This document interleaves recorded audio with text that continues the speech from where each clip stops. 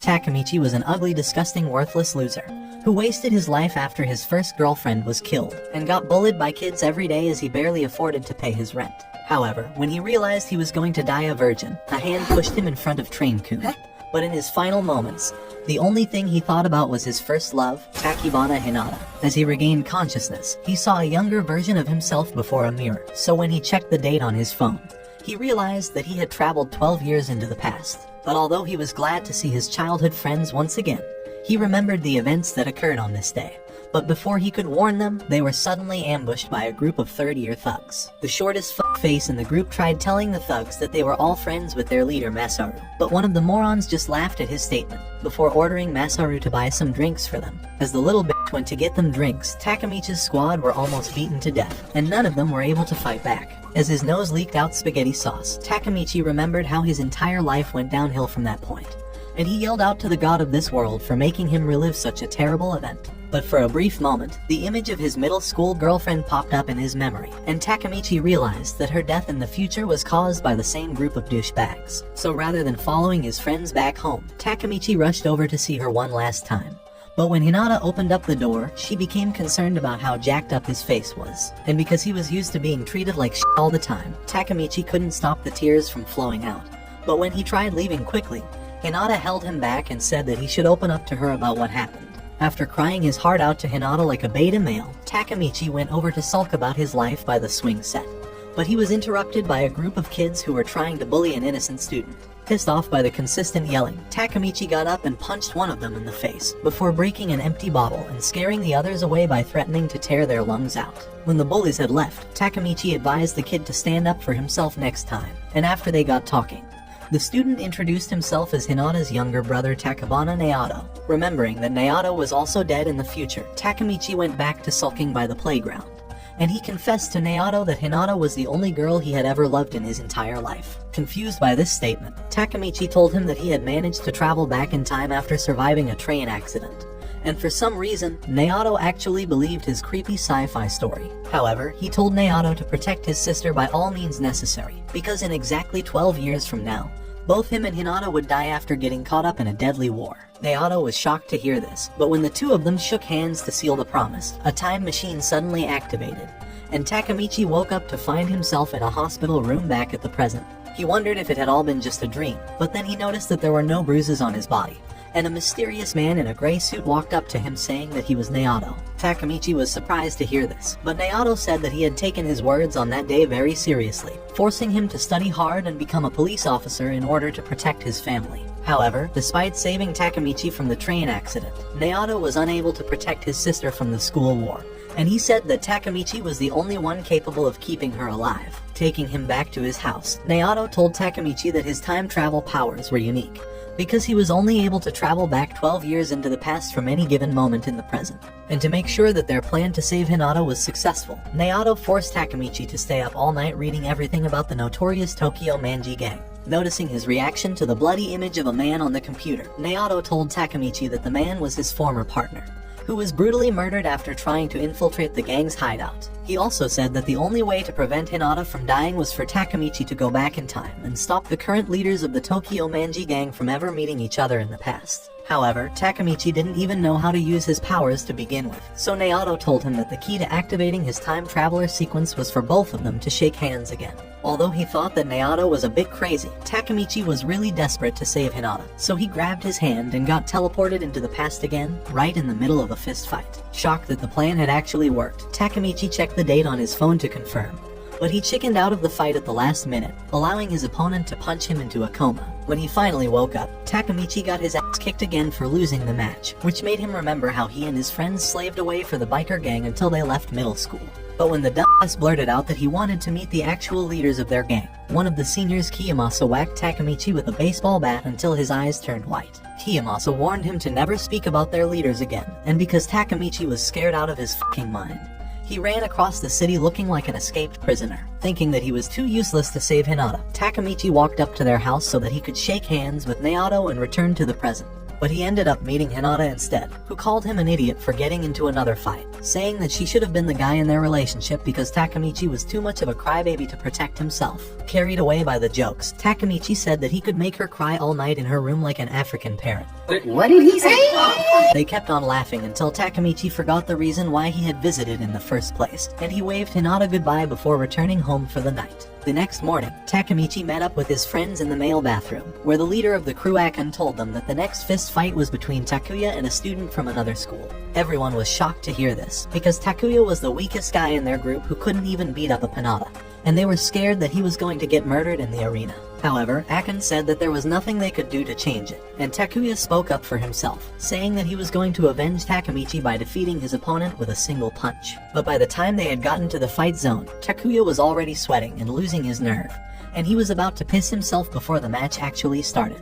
Then out of nowhere, Takemichi shouted for the fight to stop, and while everyone wondered what a damn rooster was doing in the arena, Takemichi walked up to Kiyomasa and challenged him to a battle. Excited to put the punk in his place, Kiyomasa accepted the challenge and went straight for Takemichi's gut, before beating him up until he staggered like a character from an action-based video game.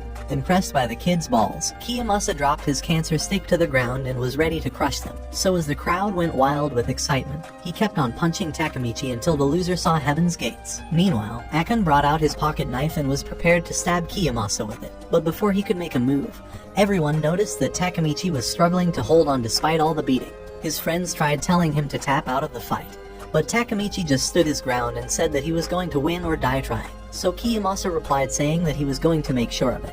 However, before anything crazy could happen, a tall man with blonde hair arrived to shut it down, and after observing his facial features, the guys quickly recognized him as Draken, the vice commander of the Tokyo Manji gang. They noticed a little nerd walking right behind him, and after everyone in the stadium bowed down to greet the midget, Takemichi realized that he was Sano Mikey, the grand commander of the Tokyo Manji gang. Mikey walked past Kiyomasa and his crew like they were a bunch of worthless insects, before facing Takemichi and telling him to become his new friend because of how he displayed passion on the battlefield. Takemichi was shocked by his request, but Mikey didn't wait for a response and he went over to beat up Kiyomasa for starting the useless fight club, before walking out of the arena with Draken. Later that night, the guys praised Takemichi for standing up to Kiyomasa and becoming Mikey's new bestie, but Takemichi was worried that he had only just leveled up his errand boy rank. While the others were busy goofing around, Akane opened up to Takemichi about how he had wanted to kill Kiyomasa during the match, and he thanked him for saving their asses from those biker freaks. On his way to school the next morning, Takemichi was having a hard time keeping his eyes open.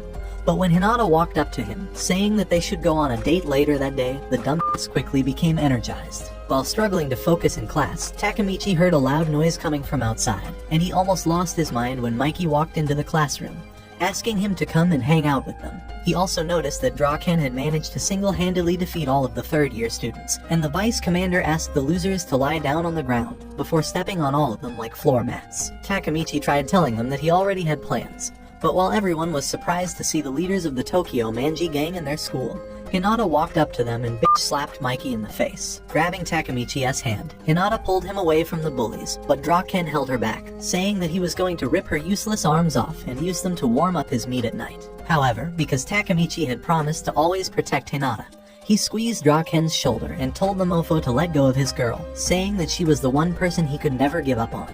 Disappointed with his betrayal, Mikey said that it was time for Takemichi to meet the gods, and as he walked up to end his worthless life, Takemichi said that Hinata was way more important to him than their stupid friendship. Annoyed by his simp talk, Mikey moved closer to punch his useless face, but then stopped halfway, before laughing and calling Takemichi an idiot for thinking that he would ever hurt him because of a girl. While he was still in shock from what had just happened, Draken called Takemichi an og for standing up to him and defending his girl, even though the odds were clearly against him. Realizing that she had screwed up big time, Hinata apologized to Mikey for slapping him like that, but he told her not to worry, because he respected any girl who was brave enough to take on a gang leader. After she had left, Mikey told Takemichi to take good care of Hinata because she was a keeper, and they headed out to enjoy the evening breeze while riding their bicycles through the park. Asking why he had chosen him as a friend, Mikey said that Takemichi reminded him a lot of his dead brother, who loved to pick fights with guys that were stronger than him. Stopping to watch the golden sunset, Mikey said that he planned on bringing a new age of revival to the Tokyo Manji gang,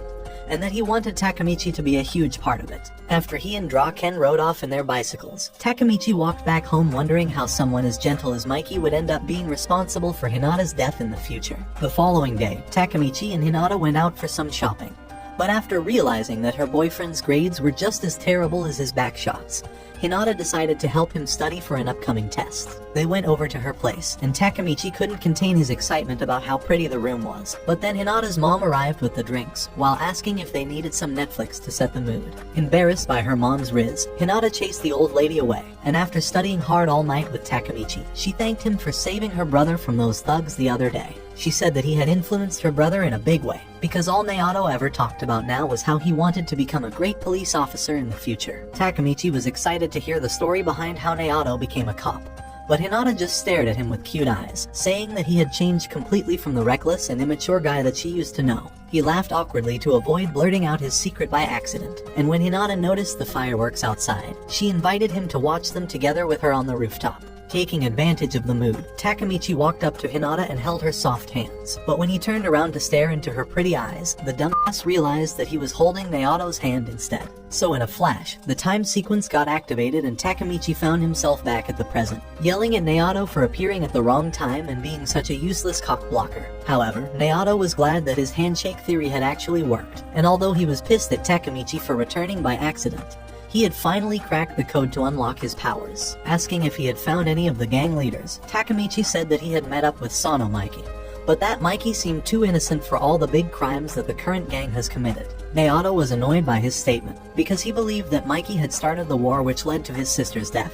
But Takemichi said that he wanted to meet the present-day Mikey and talk things out with him. He believed that someone else must have turned Mikey into a ruthless killer, and because Naoto was impressed by his confidence, he agreed to help Takemichi locate the gang leader. After going through numerous files and web pages, Naoto finally found something useful.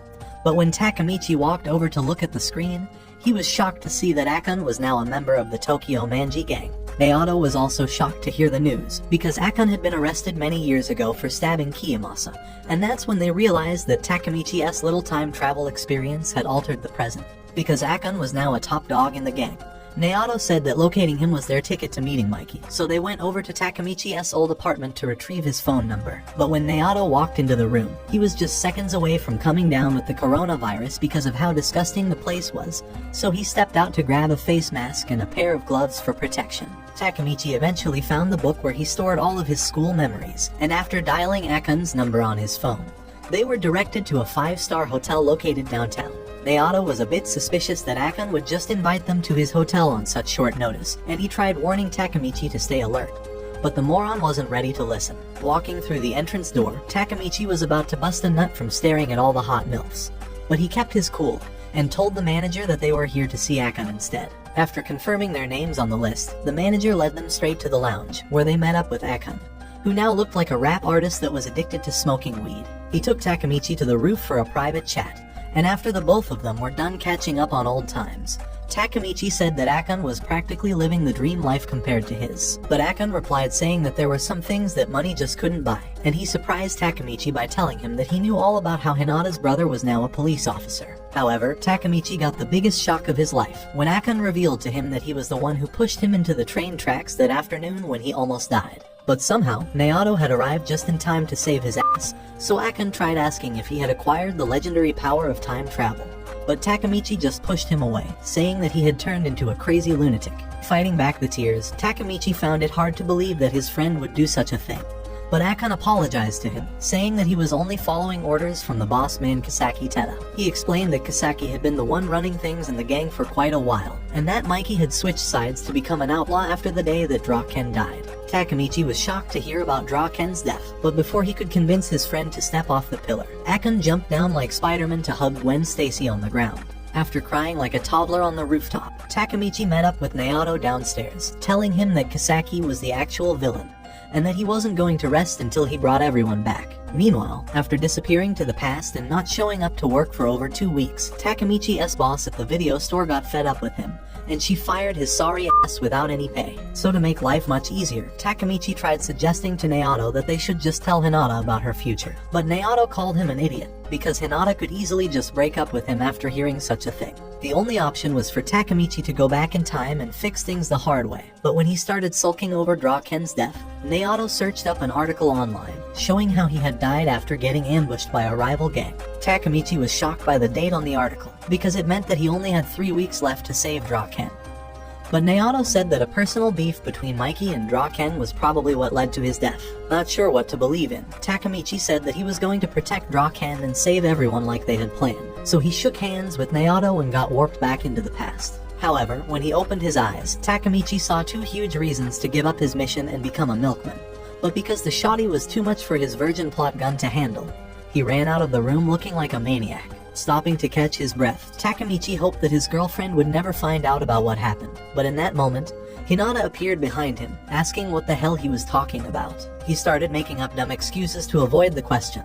But when Hinata said that he had been acting weird lately, Takemichi realized that his past grumpy self must have taken over when he returned to the present. He got a call from Draken, telling him to come over for an impromptu gang meeting, and because she wanted to spend more time with him, Hinata decided to tag along as well. When they got to the location, Hinata was creeped out by how shady the place looked, and when the biker gang finally arrived, 2 of the crew members attacked Takemichi for crashing the party. However, one of the division leaders, Takeshi Mitsuya, told the guys to let him go, because Takemichi was the commander's guest, and he took the both of them to meet up with Mikey. Draken was also around, and he apologized to Hinata for scaring her the other day at school, before ordering one of his biker hoes to come over and serve as her bodyguard for the night. But when Takemichi saw those familiar plot cannons from afar, he knew that there was trouble, and after hearing what went down between the both of them, Hinata took out all of her anger on Takemichi's useless face. The hottie, whose name was Emma, apologized to Takemichi for causing him trouble, saying that she had only given him a private show at the hotel because she wanted Draken to get jealous and take her out on a date. When the meeting began, Mikey stood on the podium to talk about their rivalry with another gang known as Mobius.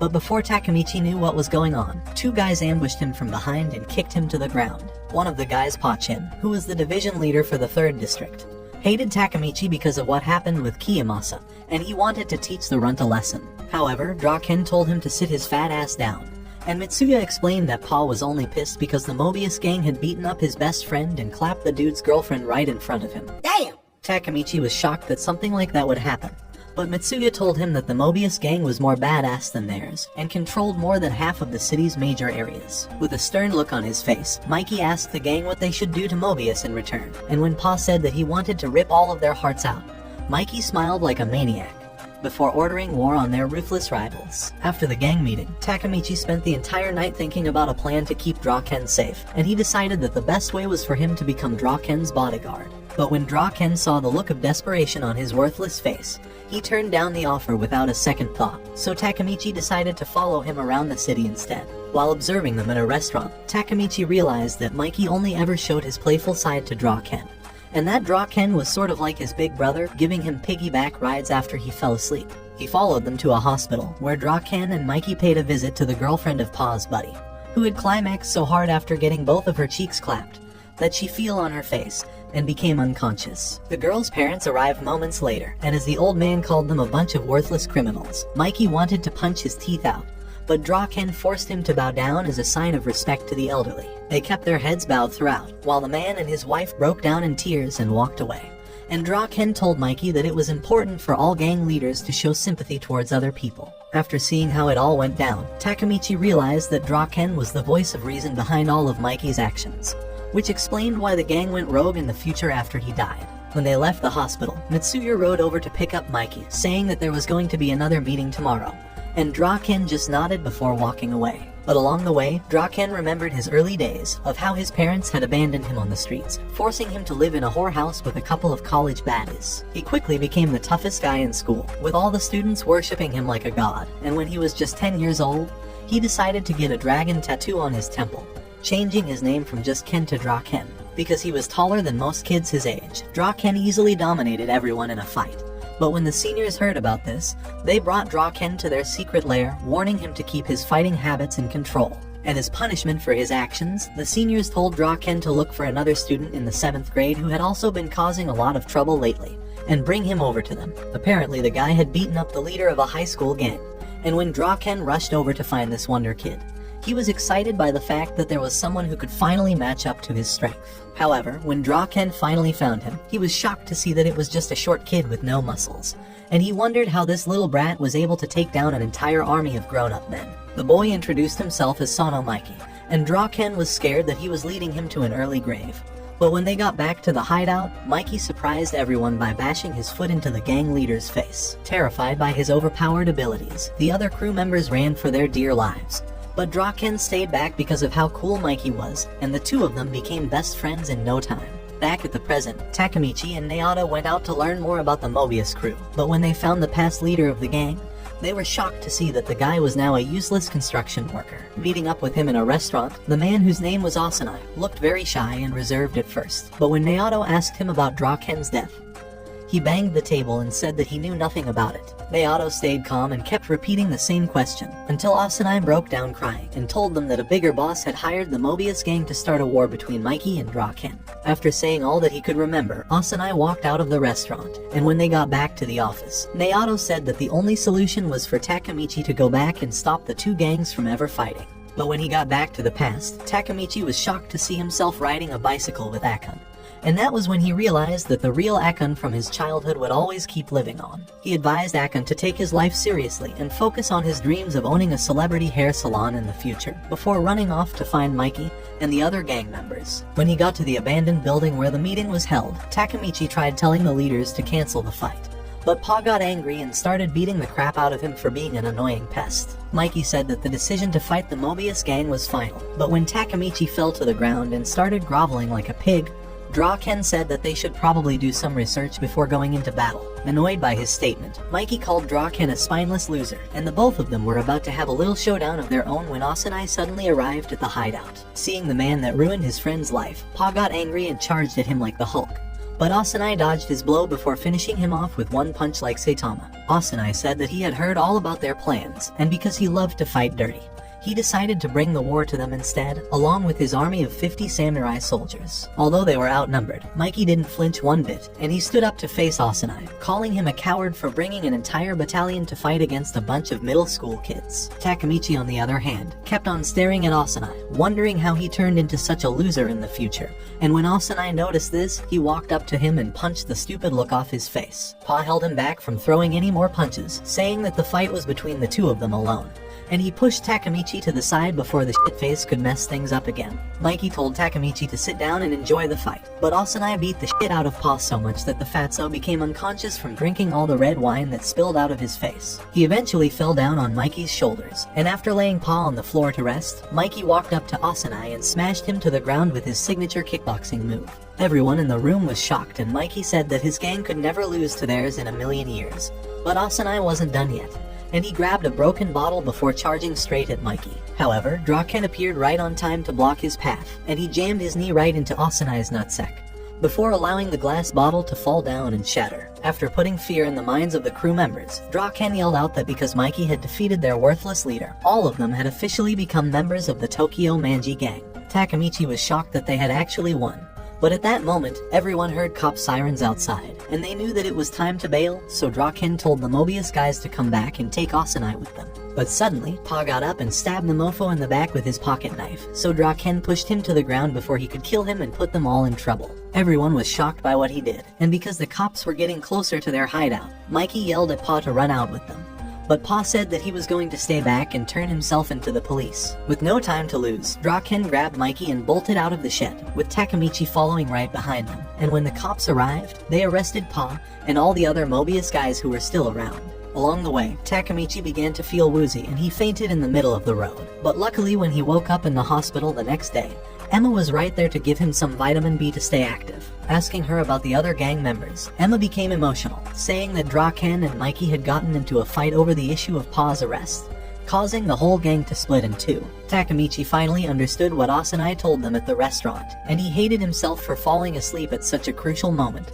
But Emma was really sad about everything, so she fell down on his lap crying. And when Hinata arrived to greet Takemichi, she was so shocked to see him getting some Gok Gok 3000 from Emma, who was still grieving, that she punched him back into a coma. When he got back home, Takemichi was so bored that he finished an entire puzzle set, so his friends came over to keep him company and tell him the bad news about the Tokyo Manji gang. However, they all started to laugh at his face, saying that Mikey and Draken's fight was a minor thing that always happened, and so it couldn't possibly make the gang part ways. At that moment, Draken suddenly walked through the door with a watermelon in his hand, and when they were done eating it, he told Takemichi that Pa was going to be in jail for a whole year. Takemichi tried chasing after him to figure out why, but when they got outside, Mikey was standing right in front of the house, and the both of them started arguing about who was a better friend to Takemichi. Scared that something worse could happen, Takemichi tried telling them to chill out, but Draken grabbed his shirt and was about to transfer the aggression to him, so Mikey got mad and threw a freaking bicycle at him. The both of them kept throwing stuff at each other, destroying all of Takemichi's precious memories, and when it was too much for him to handle, Takemichi transformed into a fire lord and was ready to burn them alive.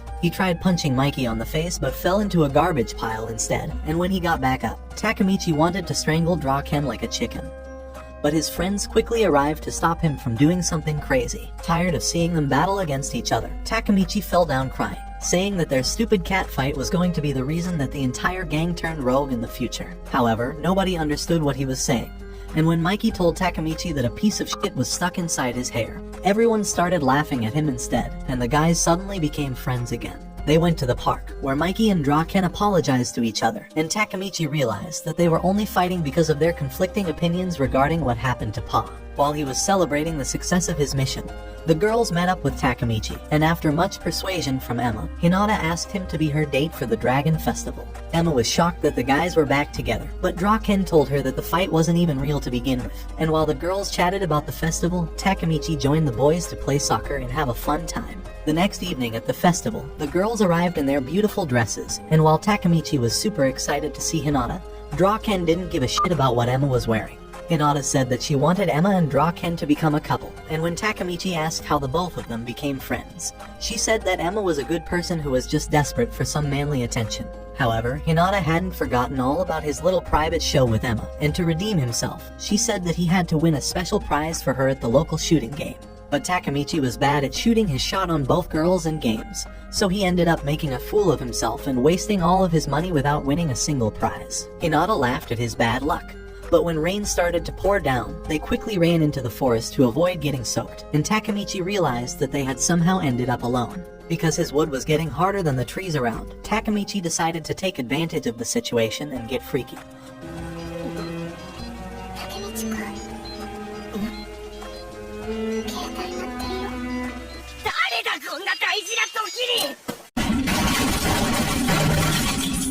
He told him that some of the gang members weren't too happy about the reunion, and that they planned on attacking Draken later on that night.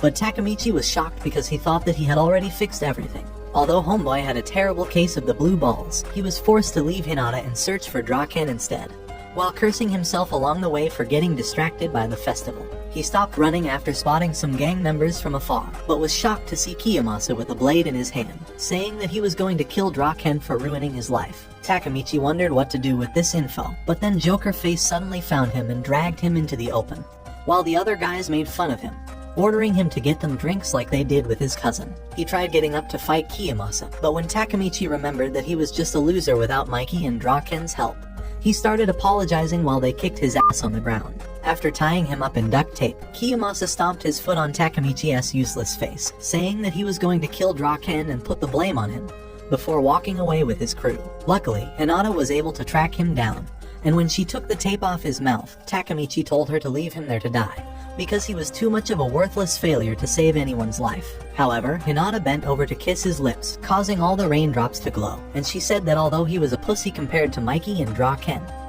he was still her man and she believed in him more than anyone else. After getting a power-up from his favorite girl, Takemichi ran back to find Draken and warn him about the attack.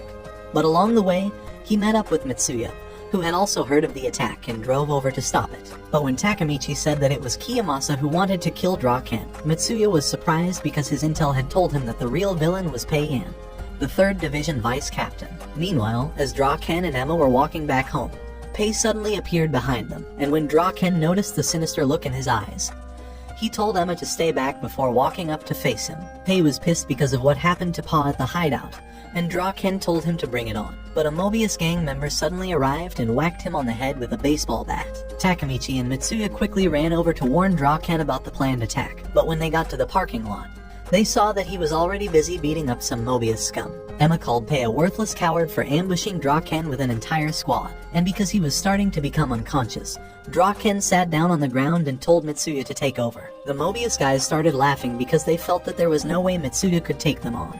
But at that moment, Mikey arrived on his motorcycle looking like a total badass. He yelled at Pei for siding with their rivals, and when he asked him who was behind all of this, a tall creep with a cancer stick in his hand walked up to Mikey, introducing himself as Hanma, the new leader of the Mobius gang. However, Mikey didn't give a shit about him, and he threw his trademark kick at the loser to bring him down. But Hanma stopped his foot in midair, shocking Mitsuya and everyone around. Hanma told Mikey to chill out, because the party was just getting started, and he ordered his men to kill all 4 of them unless he would carve their hearts out with his bare hands. Takemichi was confused by the surprising turn of events, and he wondered how he was going to save Draken now. But before he knew it, 100 guys arrived with their bikes to help Mikey and the gang. The other division leaders walked up in front, and after Mikey gave the order for them to fight, everyone ran into the battlefield to face off their opponents and knock some teeth out. The parking lot quickly turned into a boxing ring, and while Mikey and the other leaders destroyed all of their ops in style, Takemichi struggled to keep his feet up while trying to protect Draken from danger. Seeing that he was out of his league, Takemichi thought of giving up again. But when he remembered how Akane had died right in front of him, he decided to get up and keep fighting. Meanwhile, Mikey was pissed at Pei for betraying the gang, and he took down all of his useless minions before walking up to him and asking him why he wanted to kill Draken. But Pei hated all of them for giving up on Pa so easily, so he curled up his fist in anger and used it to punch Mikey's face multiple times while telling him to fight back like a man. However, Mikey understood his pain, and he allowed Pei to vent out all of his rage before pulling him closer for a hug, saying that he also wasn't happy about what happened to Pa. Mikey begged him to come back to the gang because all of the guys loved him, and although Pei was shocked that he didn't say no homo, he couldn't stop the tears from coming out. Everyone was still fighting, and as Takemichi searched around for Draken, he saw Kiyomasa passing by and wanted to stop him, but was shocked when he noticed the bloody knife in his hand. Kiyomasa smiled like the devil as he walked away, and when Takemichi realized that it was too late, he rushed over to meet Draken but found him lying on the floor in a pool of his own blood. Mikey was still busy trying to take out all of the Mobius guys, so Takemichi yelled out that Draken had been stabbed. But when Mikey tried to reach him, he was held back and thrown away by Hanma. He tried landing his karate kick on him, but Hanma blocked the move twice, so Mikey went in for a hard uppercut instead.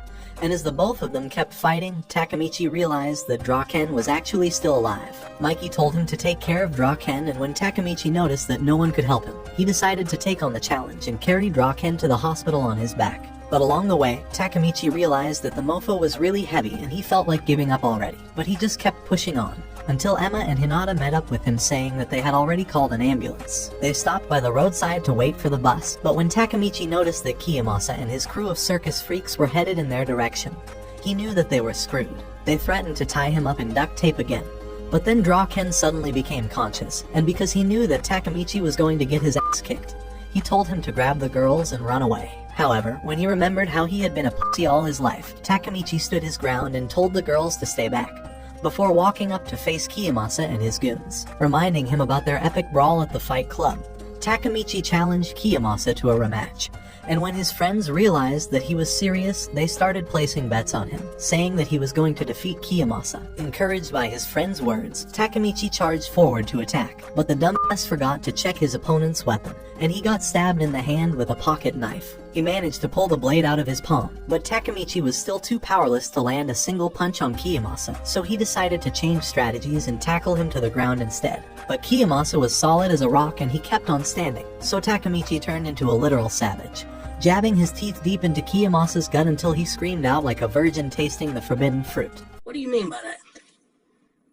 He was able to climb onto Kiyomasa's back, and Takemichi kept on squeezing his neck in a super tight headlock, until Kiyomasa became unconscious, and the both of them fell to the ground. Smiling like a crazy person, Takemichi felt happy to finally get his revenge on Kiyomasa for ruining his life. But Joker Face told him not to get too excited, because he still had to take all of them down. So Takemichi told Hinata and Emma to find a safe place to stay, and after the girls were gone, Draken got up to help him fight.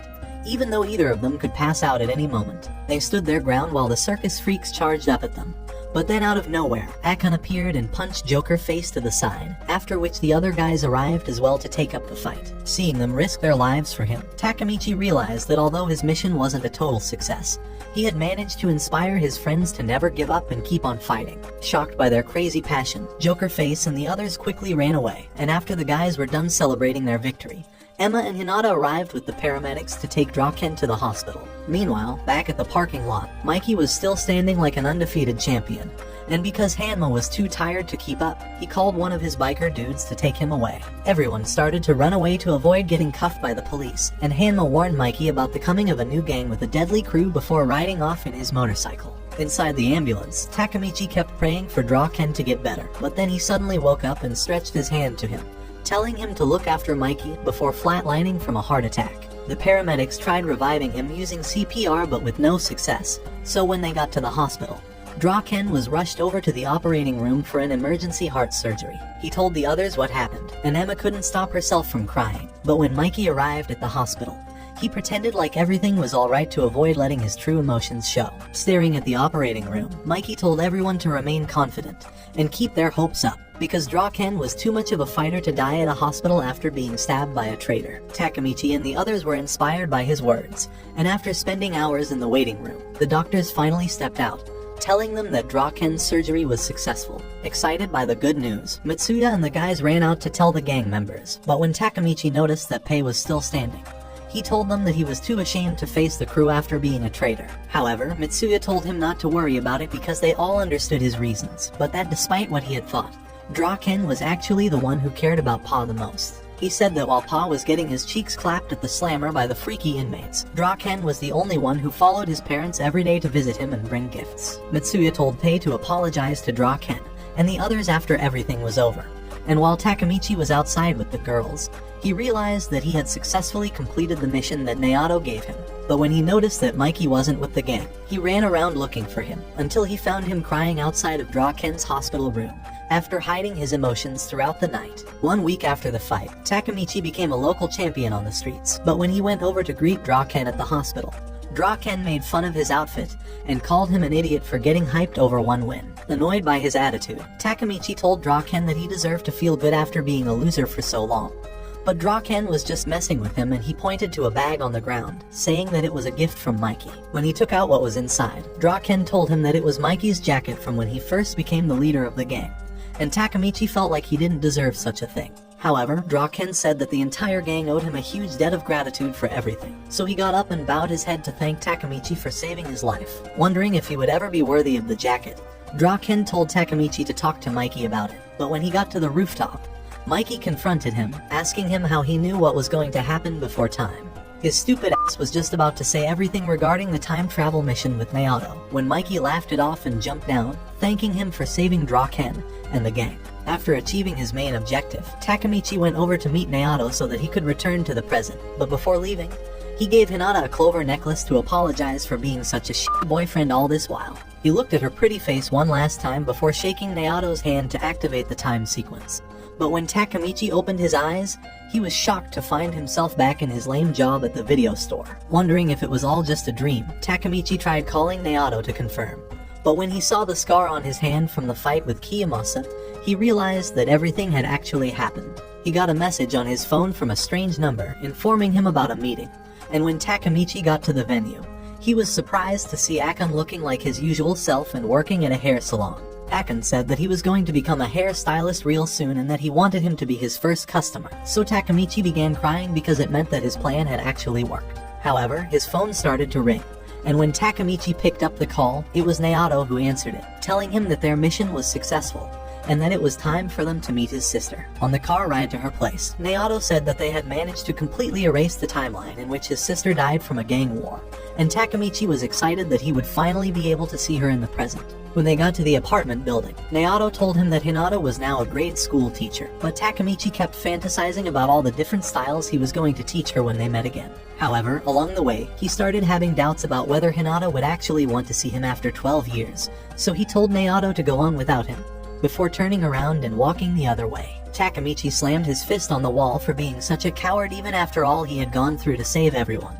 But when he walked through the apartment door, he bumped into a familiar face. Looking up at the person, he was shocked to see that it was actually Hinata, and when he remembered all the good times they had shared, Takemichi couldn't stop himself from crying in front of her. Getting to her room, the both of them acted strange like they were on a first date, so Naoto got up to leave.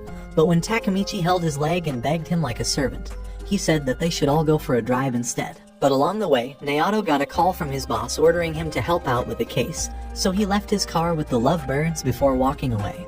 And Takemichi's heart was about to explode from being left alone with Hinata. He wondered if the chain on her neck was the one that he had given her before returning to the present, and after she parked the car, Hinata asked him to follow her for a quick stroll. She stopped to look at the beautiful view, and when Hinata said that she missed walking down this park with her favorite person, Takemichi thought that she was referring to her new boyfriend. However, Hinata was actually talking about him, and when she turned around to ask him why he had dumped her all those years ago, Takemichi realized that he was the one who ended their relationship in the past. Shocked by this news, he ran away from her and went to the bathroom to clear his mind.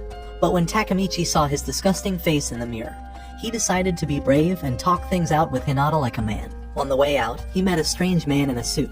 But when Takemichi saw the familiar tattoo on his hand, he realized that it was Hanma from the Mobius gang, so he rushed over to check up on Hinata. But before Takemichi could get to her, a truck drove right past him, ramming straight into Hinata in the car. And when Takemichi looked at the driver, he was shocked to see that it was his friend Akame. Akame actually had wanted to kill both of them in the car, and when Takemichi asked him why he would do such a thing, he said that he was forced to take orders from Kisaki Tada. Takemichi was devastated that the same events from before the time jump were still occurring. But while he was still crying about it, the truck suddenly exploded and blasted him to the ground. The fire began spreading to Hinata's car, and after spending 3 business days sulking about the past, Takemichi finally decided to save her, but the impact of the attack had crushed her legs, making her unable to walk. With no other option left, Takemichi hugged Hinata tightly, saying that he had always loved her despite whatever happened. And when she heard those words, Hinata cried out tears of joy. But because she wanted him to keep on living, Hinata pushed him away from the car just before it exploded. And as he stared into the flames, Takemichi swore to never give up until he had finally saved her from dying. The next day at Hinata's funeral, everyone walked up to the front to say a few words of prayer. But when it was Takemichi's turn, he was so devastated by what happened that he just stood there and refused to leave. Touched by his passion, Naoto couldn't hold back the tears anymore and he just broke down crying. So Takemichi stopped his silent prayer and walked over to be by his side. Outside the building, while Takemichi was staring aimlessly at a pond, Hinata's mother came around and returned the clover necklace to him, saying that it was Hinata's most prized possession while she was alive. She also said that Hinata had loved him very much before she passed on, and as he stared at the burnt jewelry, Takemichi began to cry because it reminded him of how Hinata had died. When they met up later, Naoto told Takemichi that Akane had a wife and son, who were both kidnapped by the Tokyo Manji gang, which was why he was forced to obey Kisaki's orders to murder Hinata. Frustrated by the outcome of their mission, Naoto said that there was no point in even trying, but Takemichi told him confidently that he was going to change the present by becoming the leader of the Tokyo Manji gang in the past. Naoto just laughed at his stupid ambition, but Takemichi assured him that it was the only way to save Hinata, so Naoto thanked him for not losing hope and he got up to join him for a walk. Confused on how the gang turned rogue despite Draken being alive, the both of them decided to pay him a visit.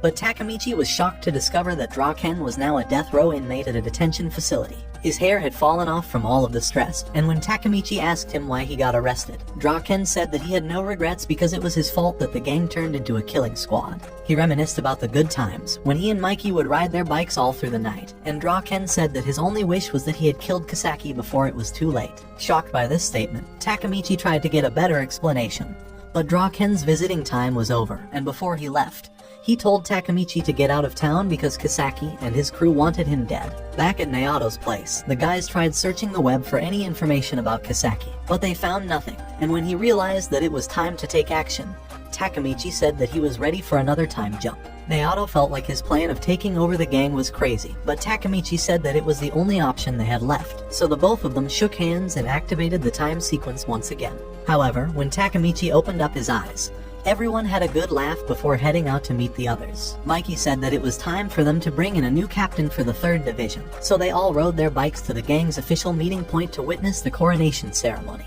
Mikey announced that it was time for the new captain to step out, and while Takemichi and the others wondered who it was, a random guy wearing glasses walked up to the front with his bodyguard. Takemichi felt like he had seen the dude's face before and he tried to remember where they had met. But he was shocked out of his mind when the bodyguard announced that he was Kisaki Teda. Takemichi was supposed to defeat Kisaki, who would be responsible for the death of all his friends in the future. But now that the same guy was standing right in front of him, he had no idea what to do next. The gang members were pissed because Kisaki was formerly a Mobius captain. But Mikey told them to shut the hell up, because they needed Kisaki and his crew if they were going to face off with Hanma's new gang. Kisaki thanked Mikey for the position and was about to leave.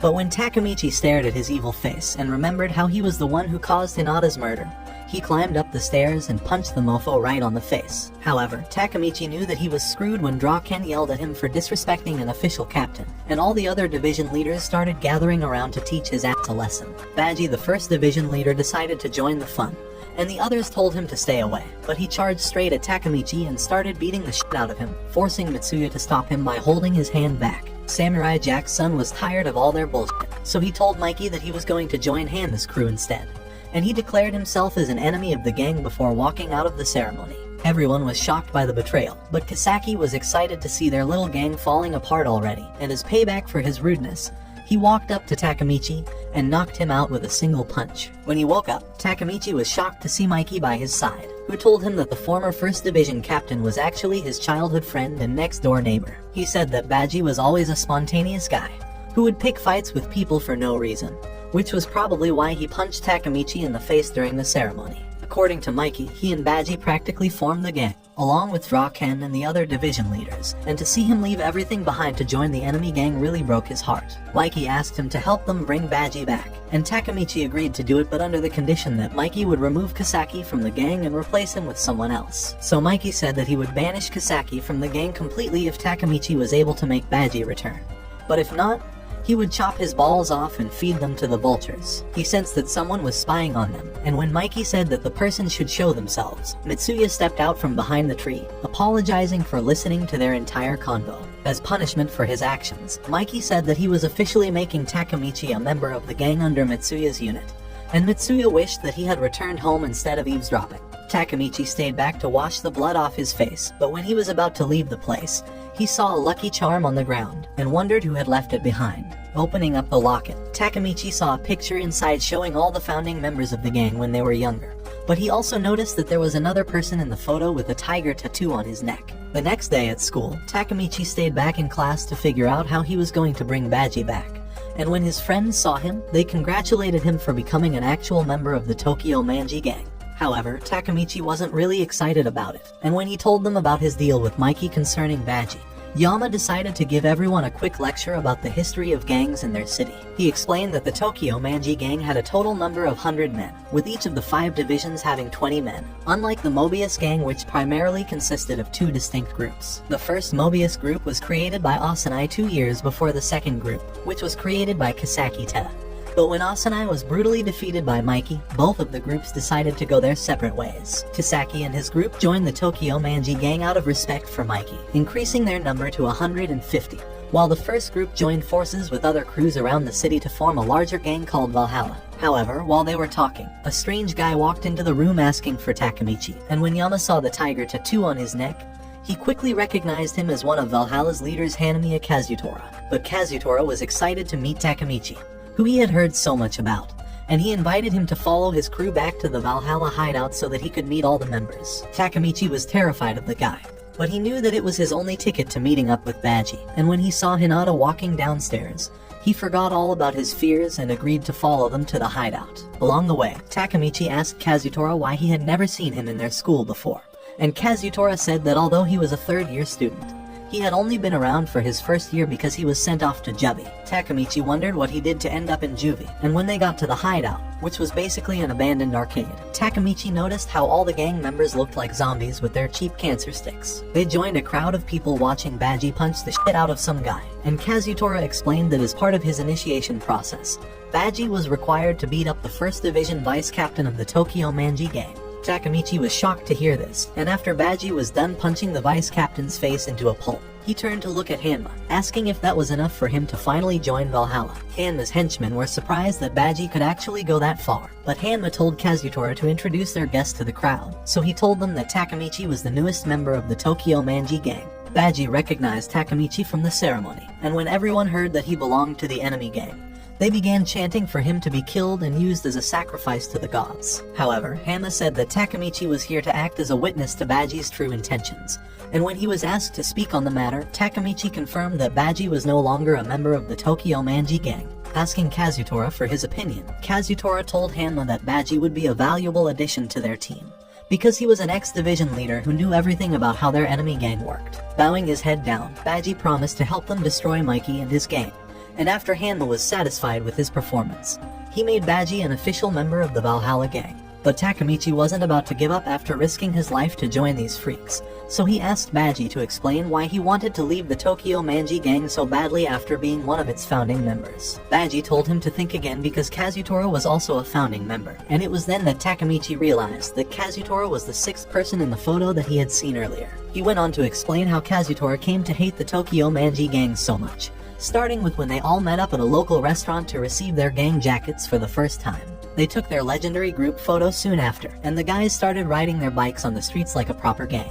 But Mikey kept slowing everyone down with his grandma wheels. Draken tried telling him to switch his moped for an actual motorcycle, but Mikey insisted that his vehicle was high class, and then another gang came riding by, mocking their outfits and calling their gang a glorified preschool club. The leader tried snatching Mikey's useless bicycle using a baseball bat, but when Mikey threatened to punch his stupid teeth out, the guy stepped back before riding away with his crew. On their way to the beach, Mikey's moped ran out of gas, but to avoid going to the gas station himself, he decided to choose the member with the lowest body count, so Badgie ended up having to do all the work instead. The guys almost climaxed from staring at all the beach baddies, while Badgie dragged Mikey's stupid bike under the scorching sun.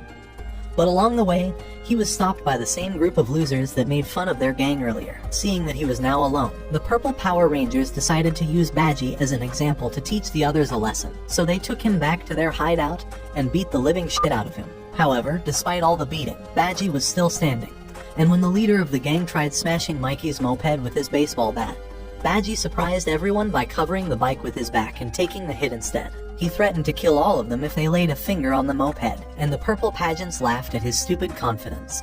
But at that moment, Mikey suddenly arrived to protect his friend. He destroyed the moped by himself without using any weapons, shocking everyone with his brute strength. And then Mikey used his trademark kick to smash one of the gang members to the ground.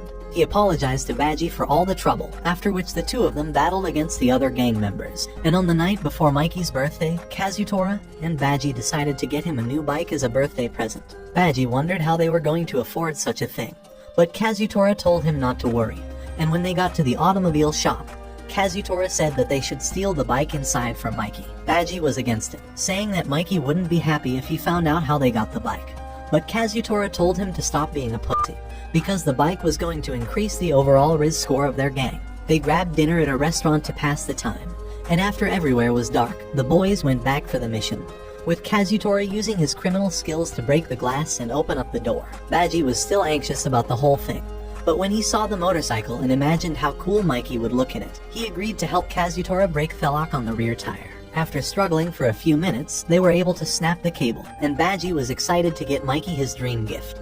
But before they could move the bike outside, the shop owner woke up and started walking in their direction. The man said that he was going to kill both of them for robbing his place, but when he got closer, Badgie realized that it was actually Mikey's older brother Shinakairo who owned the bike store. Shinakairo recognized Badgie as well, but before Badgie could explain what the hell they were doing in his shop in the middle of the night, Kazutora rushed in and smashed his head with a cutting tool. Kazutora was breathing hard like a wild animal, but Badgie was petrified because they had just murdered someone, so instead of running away, he rushed over to check on Shinakairo. Kazutora defended himself, saying that he had knocked the guy out to stop them from going to jail. But when Badgie explained that Shinakairo was actually Mikey's older brother, Kazutora knew that he had screwed up big time. Shinakairo's head was covered in blood, and when Badgie saw that there was nothing they could do to save him, he said that they should call an ambulance and run away before anyone noticed. However, before Badgie could type in the number, he heard police sirens outside and told Kazutora that they should get going. But Kazutora was already losing his mind, and he said that he was going to kill Mikey for ruining his life. The police arrived to arrest the boys, and Mikey was shocked to see his buddies in handcuffs. But Badgie just started crying and apologizing for what happened, while Kazutora kept reminding himself that Mikey was the enemy. When he was done with the story, Badgie said that it was Kazutora who defended him and stopped the cops from throwing him into juvie as well, which was why he had sworn to help him defeat Mikey once he got out. Takemichi was shocked to hear this, because it meant that Baji was never loyal to their gang in the first place. But Hanma was pleased with his story, and he gave him a Valhalla jacket to make his membership official. He also said that Takemichi should tell Mikey and the others that the next battle between their gangs would happen in exactly 1 week from now, on the afternoon of Halloween. Later that night, Takemichi had trouble falling asleep because his big mouth had gone and made a promise that he couldn't keep, and he knew that Mikey was going to murder him for failing the mission. But on his way to school the next morning, a random guy told Takemichi to sit down by the swing set. And because he thought the dude was a crazy person, Takemichi just ignored him and kept on walking. However, when the guy introduced himself as Matsuno Chifuyu, the 1st Division Vice Captain, Takemichi remembered that he was the one who Baji had beaten up during the initiation. He told Takemichi that Baji wasn't really a bad guy like everyone thought, and that when he had attacked him during the coronation, Baji was only trying to stop the others from whooping his ass even more. Chifuyu also said that Baji's purpose for joining Valhalla wasn't to betray Mikey, or their gang, but to expose Kisaki Teta as the mastermind behind everything that happened after Pa was arrested. Walking away from the playground, Chifuyu said that he wanted to assist Baji by researching everything he could about Kisaki, and he asked Takemichi to help him out with this plan. They joined Mikey and Draken in the evening to visit Shinakairo's tomb, and after they were done offering prayers, Mikey said that the bike Baji and Kazutora tried to steal was actually meant to be a birthday gift from his brother. His motorcycle was the only thing that Mikey could use to remember Shinakairo by, and although he had forgiven Baji already, Mikey could never let himself forgive Kazutora for killing his brother. Turning his attention to Takemichi, Mikey asked him if he was ready to die now that he had failed to bring Baji back, and Takemichi was about to piss his pants and give up on the entire mission. But when he remembered how Hinata had died right in front of him, Takemichi said that he was going to make it up to Mikey by becoming the leader of their gang someday. When they left the graveyard, Chifuyu called Takemichi crazy for what he told Mikey, but he said that he was going to help him achieve his goals in exchange for helping him investigate Kisaki. Takemichi agreed to become partners, and the both of them went to a bookstore, where they found Asanai, who said that he had first met Kisaki during his early days as a delinquent. Kisaki promised to turn him into a powerful gang boss, so Asanai agreed to merge their squads together. But he was too stupid to realize that Kisaki was only trying to use him for his own selfish interests. According to Asanai, Kisaki was the one who ordered the attack on Draken, because his plan was to become the new vice commander and eventually take control of the entire gang. But when Draken managed to survive the ambush from Kiyomasa, Kisaki met up with Mikey, saying that he would help them bust Pa out of jail in exchange for becoming the new 3rd Division captain. Kisaki was also the secret commander of the Valhalla gang, and when Chifuyu asked Asanai why he didn't do anything to stop him, Asanai said that Kisaki was a ruthless guy who was not afraid to kill anyone that got in his way. Leaving the bookstore, Takemichi wondered why Kisaki would create Valhalla and still join their gang, so he decided to jump back to the present and visit Draken for a second time. However, when he asked him who the real leader of Valhalla was, Draken said that it was Mikey, because in the past when their gang lost the battle, they were taken over by Valhalla and Mikey was made the new commander. Shocked by this, Takemichi asked how they had lost the battle with Mikey by their side. But Draken said that the gang had actually lost because Mikey went wild and killed Kazutora in the process. According to Draken, Kisaki provided someone to take the fall for Mikey's actions, securing his position as the vice commander of the entire gang, and turning Mikey into an evil crime boss. Takemichi couldn't believe that his mentor Mikey would ever do such a thing. But Draken said that Mikey had no choice because Kazutora killed his brother and still ended up killing Baji during the gang war. Outside the detention center, Takemichi kept seeing visions of Mikey and others during the Halloween battle. So when they got back to Nayato's place, Takemichi said that his mission would be to stop Mikey from killing Kazutora. Nayato was impressed by his determination, and they shook hands to activate the time sequence, teleporting Takemichi back to the past, right in front of Hinata's apartment. She went inside and came back minutes later with a gift for him. But when Takemichi took out the item, he was surprised to see that it was the same necklace that he had given her weeks ago. Hinata said that she wanted them to have matching items like a couple, but when he remembered how her mom had returned the necklace to him, Takemichi couldn't hold back the tears. She teased him for being such a crybaby, and Takemichi promised to keep the jewelry safe. But while all this was going on, Draken and Kazutora met up in an underpass to discuss the battle. Draken asked him why he wanted to kill Mikey so much, when it was Mikey who helped reduce his jail time. But Kazutora said that he didn't care, because it was Mikey's fault that he wasted 2 precious years in a prison cell. He tried telling him to come back to the crew, but Kazutora said that Valhalla was going to destroy all of them during the gang war, and he walked out of the tunnel. A day before the Halloween battle, Takemichi followed Chifuyu to meet up with Baji, but when he asked him if he was truly siding with the Valhalla gang, Badgie said that he was going to kill Mikey with his bare hands. Shocked by this statement, Chifuyu walked away from him. But Takemichi stayed back, and he told Badgie to make sure that he wasn't killed during the battle because it would break Mikey's heart and turn him into a monster. However, Badgie said that he was going to crush his heart anyways, and when Takemichi went over to tell Mikey the bad news, Mikey said that he had no other choice but to defeat him and the entire Valhalla crew. But when the gang met up for a final meeting before the battle, Mikey changed his mind, and he charged the members to fight well against Valhalla so that they could bring Badgie back to their team. The next day, it was time for the Halloween battle, and all the big names in the Tokyo gang scene were present to watch Hanma and his Valhalla crew take on Mikey and his manji gangsters. A creepy dude walked up to the center of the car lot, introducing himself as Hansen, the leader of Tokyo's most notorious crime squad, and he said that he was going to be the official referee for today's battle. He yelled out for both gangs to step into the ring, and everyone in the arena had their eyes on the invincible Mikey. But it was Draken who stepped forward to represent his gang. Hansen asked them if they wanted the fight to be a 5-on-5 battle or an outright gang war, but Draken said that he was down either ways, and that if his gang won they were going to take Badgie back with them. However, Kazutora was pissed off because no one had forced Badgie to switch sides in the first place, and he punched the useless referee down, before telling Draken and his team to bring it on. Mikey ordered the boys to attack, and everyone immediately started beating up the Valhalla guys.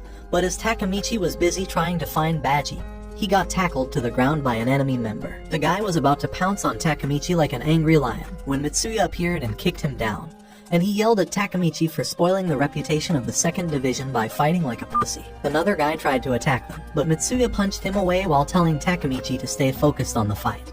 But when he saw 2 scary guys coming his way, Takemichi was getting ready to piss himself. However, Chifuyu appeared and told him to face his fears like a man, so by channeling the anger of Hinata's death into his fists, Takemichi was able to punch someone down for the first time. Meanwhile, Kazutora tried blowing Mikey into space with his rocket punch, but Draken appeared right on time to block his fist. So Hanma kicked him away so that the both of them could fight each other instead. Takemichi kept on going despite all the punches to his face, and while Draken was taking on both Hanma and his goons at the same time, he realized that the Valhalla guys were slowly overpowering them. He helped one of the members fight off an enemy, and Draken tried telling him to keep on fighting, but the guy said that he wanted to give up because he wasn't a badass warrior like him or Mikey. The others were giving up as well, and Hanma's reinforcement team had already arrived, and while Draken was preparing to do a 20v1 like Drake, Takemichi suddenly started screaming and running forward like a madman. He kept saying that he was going to kill every last Valhalla member until he collapsed into Mitsuya's arms, but Takemichi's speech was able to inspire the other members to get up and keep on fighting. Draken thanked him for getting the team fired up, and he charged forward into the battlefield, destroying every single person in his path, and taking down over 50 guys without breaking a sweat. With no one else to stop him, Draken ran up to Hanma and blasted him away with a super punch, while Mikey chased Kazutora up to a pile of wrecked cars, but was ambushed by one of his henchmen. Mikey landed back down like a superhero, and he called Kazutora a coward for not fighting him one-on-one.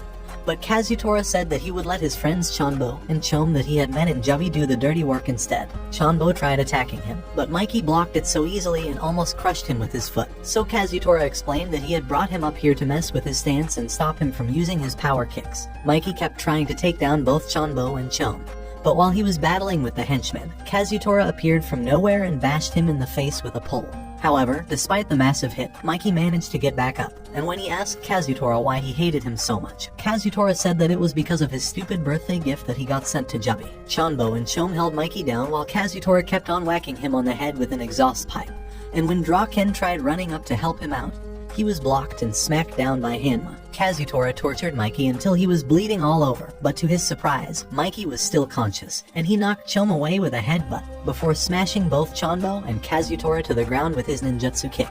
Mikey went full sicko mode for a while before crashing down from all the blood loss, and when the Valhalla guys saw that he was now weak, they decided to take advantage of the situation to finish him off for good. Draken tried helping out, but he was still stuck with Hanma, so Takemichi decided to be the savior instead. But he kept getting pushed around by the stronger Valhalla guys who wanted to kill Mikey. He managed to make it to the car pile, but a Valhalla captain was already getting close to Mikey, and as he was about to strike him with a metal rod, Kisaki appeared and punched the mofo down. He declared that he and his division will take charge of protecting Mikey, but when Takemichi looked at the captain more closely, he realized that the guy was actually one of Kisaki's henchmen in disguise. The gang members were glad to see Kisaki in action, but Takemichi was worried because if Kisaki managed to become Mikey's trusted ally, he would end up turning the gang rogue just like in the future. Draken thanked Kisaki for stepping up, and Takemichi started crying because he felt like he had failed his mission.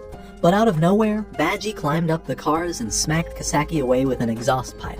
Takemichi was shocked that Baji was actually trying to do the right thing. But Draken and Mitsuya didn't see it that way, and Kisaki's bodyguard grabbed Baji by the collar before flinging him away like an insect. Kisaki ordered his men to kill the bastard and Baji was ready for a showdown. But Chifuyu ran up to him and blocked his path, saying that if he defeated Kisaki right now, it would make him an enemy of Mikey and the gang. However, Baji didn't ask for his stupid advice and he punched Chifuyu down, saying that the only reason he had chosen him as a vice captain was because he knew how to fight. But Chifuyu wasn't ready to give up and he said that he would attack him if he didn't back down, so Baji turned around to look at him, saying that he would love to see him try. Baji gave him 10 seconds to prove his worth, but when he ended the countdown, Chifuyu just stood there like a mannequin and allowed Baji to walk away, so Takemichi ran over to hold him down. He yelled at Chifuyu to help him out, but Chifuyu started crying, saying that he didn't have the balls to hit his superior, and Baji tried knocking Takemichi out with a hard jab to the head. Takemichi was slowly becoming unconscious and started seeing visions of Hinata's death in his mind, so he tightened his grip around Baji, but before he knew it, Kazutora appeared from behind and stabbed Baji in the back. He had totally ignored Kazutora's movements while trying to keep Baji safe, so Takemichi knocked him down before he could do more damage, and Baji thanked him for helping out, saying that the knife had barely harmed him. Baji told him to sit back and watch as he took down Kisaki and all of his men. But Takemichi said that he and Chifuyu wanted to help out, so Baji punched both of them, saying that he preferred to work alone. He tied his hair into a ponytail to activate his demon mode, before using his exhaust pipe to take down all of the men in Kisaki's division. While Takemichi watched and marveled at how powerful Baji was, Kisaki told his bodyguard Hamada to get ready because Baji was a crazy-ass warrior. But Baji took down Hamada in a flash, before pointing the sharp edge of his weapon at Kisaki's neck. Takemichi was shocked that Baji had actually made it this far, and Kisaki dared him to finish the job. But Baji suddenly started coughing up blood and he fell to his knees right in front of Kisaki. Chifuyu ran up to him and he yelled at Kisaki for killing Baji, but Kisaki said that he clearly didn't do anything. You don't find that suspicious? You don't find that suspicious? Takemichi was shocked that Baji had died just like Draken from the future said.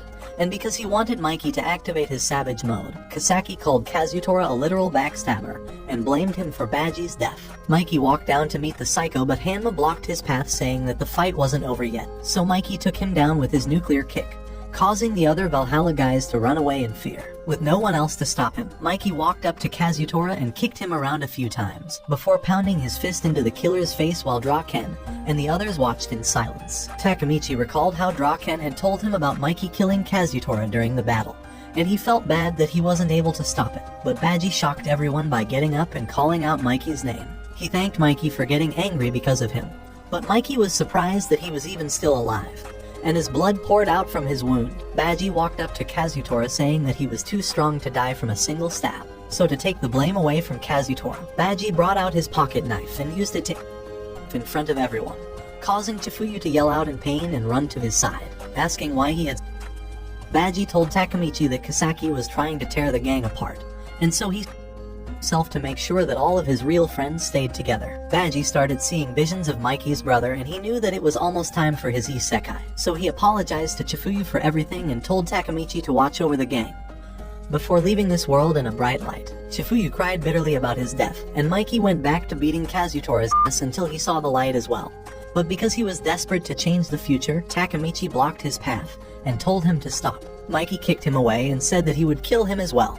But Takemichi got back up and called him a violent moron for not knowing that Baji had knife just to save their friendship. Seeing a familiar charm on the floor, Mikey walked over to pick it up, and when Takemichi said that it belonged to Baji, Mikey realized that Baji had never actually left the gang in the first place. He flashed back to the time when he and the guys were younger, and after racing each other to their usual meeting spot, Mikey told the guys that Kazutora had been getting bullied by the older students in his neighborhood. Mikey said that he planned on beating up the bullies himself, but Baji suggested that they form a gang instead, with each person having their own positions, so that they could handle these sorts of things as a team.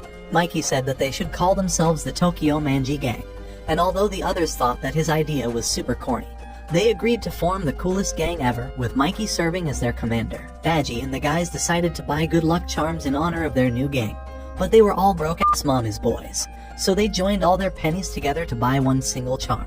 They gave the charm to Baji since he was the one who came up with the idea, And when Mikey stared at the same charm now in the present, he realized that Badgie had held on to the good memories ever since. The guys started crying because of Badgie's noble sacrifice, and when everyone heard the police sirens, they knew that it was time to bail, but Kazutora said that he was going to stay back and turn himself into the cops. Draken told the boys to get out, but before they left, Kazutora apologized to Mikey for killing both Badgie and his brother, and then he quietly allowed the cops to arrest him for his crimes. Weeks after Badgie's death, Chifuyu visited his grave to offer prayers, and he remembered how he had met Badgie for the first time, back when he was still the strongest guy in school. Chifuyu had his own crew and not even the seniors could take him down. But when his guys told him about a badass student at their school, Chifuyu decided to check him out and teach the punk a lesson. However, when he went over to the next class, he was shocked to see that the so-called tough guy was just a nerdy loser named Badgie Keisuke, and Chifuyu wondered why anyone would be scared of him. But after everyone had left the school, Chifuyu returned to find Badgie in his classroom, and he realized that despite his glasses and fancy hairdo, the guy was just an idiot who couldn't even spell the simplest words. Badgie was pissed because he didn't want to repeat the same class again, so Chifuyu showed him the correct way to write the symbols, and the two of them slowly became good friends. On his way back from school, Chifuyu was ambushed by a gang in his neighborhood, and although Chifuyu was able to fight them back, the guys were getting too much for him to handle. Then out of nowhere, Badgie appeared and said that he was going to help him out. But while Chifuyu was scared that he was going to get himself killed, Badgie took down the gang leader with a single punch. He introduced himself as the 1st Division captain for the Tokyo Manji gang, and Badgie defeated all of them in a matter of seconds while warning the bozos to never attack his friend again. Chifuyu was shocked that Badgie was actually a badass warrior like people had said, and that was when he decided to follow his footsteps and become the 1st Division vice captain. Chifuyu became emotional again when he remembered how Badgie had died. But then Mikey arrived as well to offer his prayers, and he told Chifuyu to remain strong for the sake of Badgie's legacy in the 1st Division. Meanwhile, Draken and Takemichi went to the detention center to visit Kazutora, where he told them that he had been sentenced to 10 years in prison for being involved in Badgie's death. Draken advised him to focus on his mental health during that period, and he said that Mikey had forgiven him for everything that happened, and that he was still a part of their gang. After leaving the detention center, Draken told Takemichi that Mikey had something important to tell him at the next gang meeting, and he decided to follow Draken back to his place before going home. However, Takemichi was shocked that Draken lived in the fancy part of town, but when he saw a super hot chick with her buns out, he realized that Draken's apartment was actually a pleasure house. Draken told Takemichi to wait for him in the lobby while he attended to some work, and as he struggled to keep his plot gun from firing, a blonde hottie appeared and pulled Takemichi inside for a good time. She told him to freshen up in the shower in order to set the mood, and as Takemichi prepared himself for the ultimate side quest, the girl took off her plot armor and asked him if she could come in. Yes! Yes! Yes! Yes! But when he opened up the bathroom door, Takemichi was shocked to see Draken instead, and he realized that the girl had taken him as an actual customer when she saw him in the lobby. No! No! No! Shit! Draken told him that he had lived here ever since he was a young orphan, and when they got into his room, Takemichi was surprised with how cool and mature the place looked. He saw their gang pictures on the wall, and Draken confessed that he had wanted to kill Kazutora as well, but that he was grateful to Takemichi for stopping Mikey during the battle. Leaving Draken's place, Takemichi thought about what he had said while walking down the street, but he was shocked when he saw Emma and Mikey hugging like a couple from a distance. Takemichi was scared that their secret love affair would lead to an apocalyptic battle between Mikey and Draken.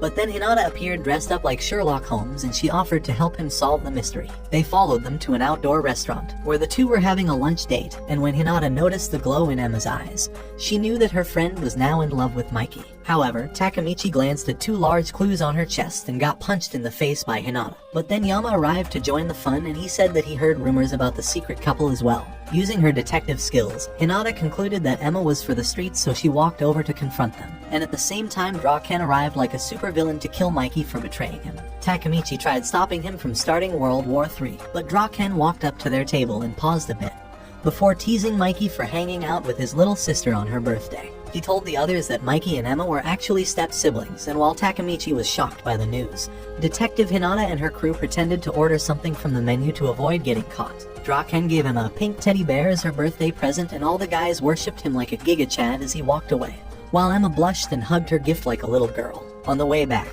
Hinata said that he wished for Emma and Draken to fall in love just like the both of them, and they ran off into the sunset, leaving Naoto and Yama alone with no hands to hold. Later that night, Takemichi got a call from Mitsuya, so he went over to visit him at his school the next morning. But while he was waiting for him outside, Pei arrived to show him around instead. They went to the home economics classroom, and after a mean girl yelled at Pei for having a terrible fashion sense, Mitsuya arrived to bring them in, and Takemichi realized that he was the president of the sewing club. Mitsuya made a custom jacket for Takemichi to thank him for saving the gang on numerous occasions, and because he had never received such a thing in his worthless life, Takemichi bowed his head down to thank him. He debuted his jacket at the next meeting, and Draken formally welcomed him as a member of the gang.